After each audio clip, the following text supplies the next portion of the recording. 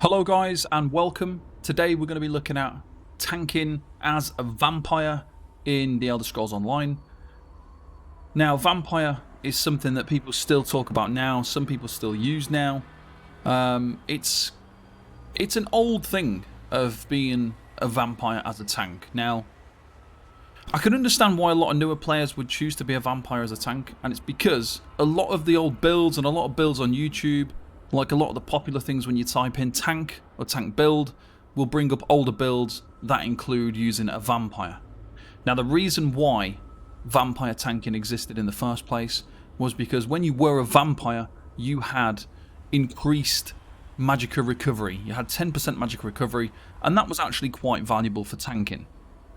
You also had the Undeath passive, which was a nice little thing to have but not completely necessary. But the main reason was because of that magicka recovery. Now vampire did have a kind of overhaul a couple of patches ago, and in my opinion it is no longer worth using as a tank. Now I'm going to explain the reasons why. I'm going to go over everything to do with vampire for tanking, and I'll kind of structure this in a way where I'm trying to keep an open mind. I've tried to look at positives within the vampire system for tanking, and to be honest it is quite difficult to find those positives because it's just really not suited for tanking. It's not suitable, especially for the sort of players that are using vampire. So we're just going to go through it and go over the skills and stuff now. So one of the first things that people tell me about the reason why they use vampire for tanking is because of mist form or elusive mist. The reason why this gets used is for those emergency situations where you're taking a lot of damage and you want to reduce your damage. So this reduces your damage taken by 75% and grants you major expedition, increasing your movement speed. Entering this form removes and grants immunity to all disabling effects and immobilization effects, but you cannot be healed and your magicka recovery is disabled. It also costs 1015 magicka a second. So let's just put this into perspective. If we look at the advanced stat sheet, my block mitigation is 75%. So just by standing still and blocking, I'm going to be reducing the damage I'm taking by 75%. When I use Elusive Mist, I'm going to be reducing the damage I take by 75%. So it doesn't make any logical sense whatsoever to use a skill that completely drains all of your magicka just to do the same thing as you could do by holding block. So you can block and reduce damage by 75%. It's not going to help. One of the problems with Elusive Mist, well, there's a couple of problems. You can't block while in mist form, so you only get that 75%. It's not like you get your block mitigation and it reduces 75% damage. It's reducing 75% of unblocked damage. You could just block with your block mitigation and reduce damage by 75%. It absolutely destroys your magicka. So you can't gain magicka back while using it. You can't be healed while using it. You can be healed while blocking.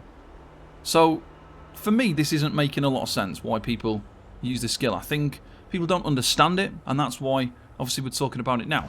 So if we do actually go ahead and use it, obviously my magicka is draining and it's only going to take a couple of seconds. For a tank, yes, I'm not fully buffed up, but it's not going to take long before you're out of magicka. It's removing a lot more magicka a lot faster than if you were just blocking. So it uses it every second. If you were blocking an attack and getting hit every 4 seconds, my block probably only costs about 7, 8, maximum 900 stamina per hit. So it's a lot more of a drain on your resources as well. You're not going to be able to heal yourself when you come out of mist form and you've run out of magicka. You've then got no magicka, so if you do need to heal yourself when you come out of that mist form, you're not able to heal yourself. You've got no magicka. You're not able to buff yourself up. You might not be able to do quite a few things. And you're definitely not able to keep your taunt, or your buffs and your debuffs on the enemy while in mist form. You can't use your abilities while in mist form. So you can't refresh your taunt. You cannot put down your blockade. You can't buff up. Like, you are taking a lot of damage. You are really causing yourself more harm than good, I would say, by using mist form. The other potentially useful skill is Exhilarating Drain. Now, I would say this is actually a good skill. It's going to give you ultimate back. So, siphon away your enemy's vitality, dealing 1009 magic damage, healing yourself for 23% of your missing health, generating 4 ultimate every 1 second for 3 seconds. So that's a lot of ulti gain. That's pretty nice. Now, the issue with this skill is you wouldn't be able to use it as a main tank. So you are going to have to use it as an off tank. So that's not a bad idea. If you kind of play DD and then you sometimes like an off tank kind of thing, potentially you could do that because this skill would be good for generating ultimate. Now, I don't think this is as valuable as it might be because it does drop your block. The other thing, it's a channel skill and it takes a long time. Like 3 seconds to channel it for me is a bit too long. Like there's a lot happens in 3 seconds in content. You definitely wouldn't have time to do this in dungeons and arenas really. Not to a suitable level where you're trying to take a lot of different adds and chain, pull, taunt, everything. It's going to be difficult to make use of it. But as an off tank where you're not doing anything, you could use it. But this is why the Pearls of Elnathay are valuable, because we've got the option of not being a vampire and using the Pearls of Elnathay where we can proc ulti gain 5 ultimate every single time we activate a healing ability while on low resources. So that is probably a better option in my opinion for the off tank, is to just use the Pearls of Elnathay, the mythic item, rather than going vampire just to use this one skill. The other possible use for a vampire is the Undeath passive, so reduces your damage taken by up to 30% based on your missing health. However, you have to be a stage 3 or higher vampire for this to even work. And the damage taken by 30% based on your missing health. So when you're low health, you can take up to potentially 30% less damage. Now, I have never needed this. As a tank, I have tanked every single trial, every hard mode, every dungeon, every single thing in this game, and no death there, without having this passive. You just don't need it. All you need to do is block, heal, buff yourself up. You do not need this passive. And especially not for the downside of the vampire at stage 3. Which leads me kind of onto the final point about the vampire, which is the cost increase in everything. So, allows you to feed. So you've got the feed passive when you're a vampire, and you will potentially increase or decrease your stages of vampirism.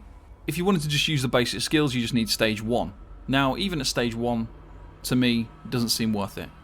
If you wanted to make use of the Undeath passive, you need to be at stage 3, so let's bear that in mind when we take a look at this information now.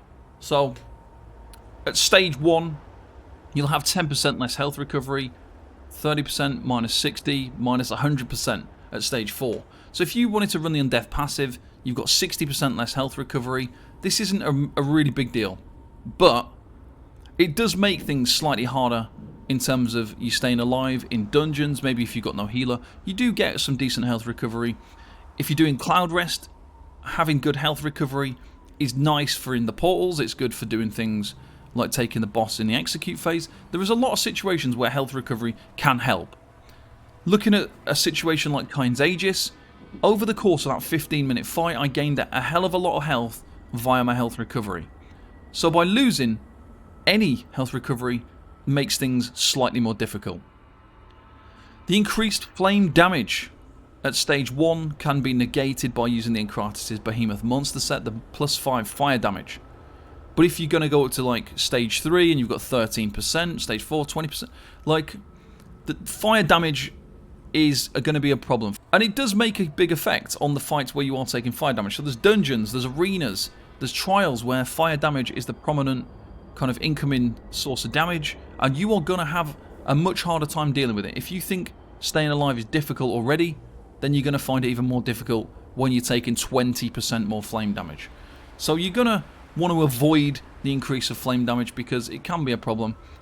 Most people who are using a vampire are kind of newer players, beginner players, who are already going to be struggling to stay alive. So by having more damage is a terrible, terrible idea. We then get to the very worst part of being a vampire that I can possibly think of, which is the increased cost of abilities. This is all abilities that are non-vampire abilities. This includes your ultimate skills. So this is the biggest reason not to use a vampire. It is the worst possible thing you can do as a tank, especially if you are inexperienced. Even experienced players are going to have a hard time with a 12% increase at stage 4. At stage 3, if you're going for the Undeath passive, an 8% increase to your resources. That is Absolutely awful. So newer tanks, even with the 3%, if you go stage... Right, I'm going to go stage 1 Vampire. I'm a new player. And as a newer player, you'll be blocking for long periods of time, as you would normally when tanking. And then all of your abilities cost 3% more. Your taunt's 3%. Your heal is 3% more. Everything costs at least 3% more, up to 12%.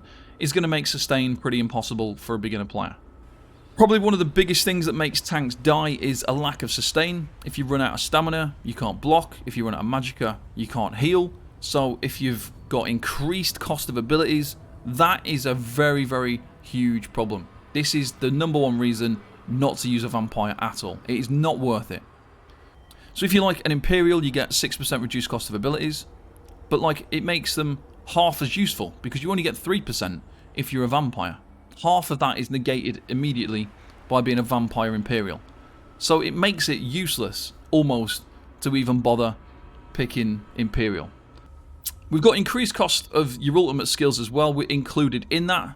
Tanks ideally want to be using aggressive horn on cooldown as much as possible for the group buff of major force, which is going to increase the crit damage, but also to buff your max stats because it makes your life easier. You want to have stats higher, so you get more max magicka, you get more max stamina, and you want to be using your ultimate as much as possible. In some situations, as like a newer player, you might have an emergency ultimate where you cast that at a really bad time where you've got a lot of damage incoming, or you've got your group members are dead and you want to make sure you don't die as well, so you can maybe try and resurrect them and things like that. And you don't want to have to spend more ultimate to use your ultimate, especially as like a Dragon Knight tank. If anything, you want your ultimate to be as low as possible. You want your resource costs of abilities to be as low as possible. You don't want things to cost more. It just is the most illogical thing possible for tanking. So guys, overall, in my opinion, I think it's pretty self-explanatory just from the increased cost of abilities that Vampire is really, really not a good idea in terms of tanking. If you are a damage dealer who kind of switches between tank and stuff, you may choose to do that. That is fine, whatever you want to do in that situation. If you are kind of a full-term tank on whatever character you are using, going with Vampire, I really highly advise against it. It doesn't help you in any way whatsoever. It makes sustain more difficult. It doesn't provide you any benefits, none whatsoever. There's no benefits to tanks using Vampire whatsoever. Let me know what you think in the comments below, guys. I'll be happy to answer any questions as well that you might have about vampires and tanking. Thank you all for watching, and I'll see you next time. Bye-bye for now.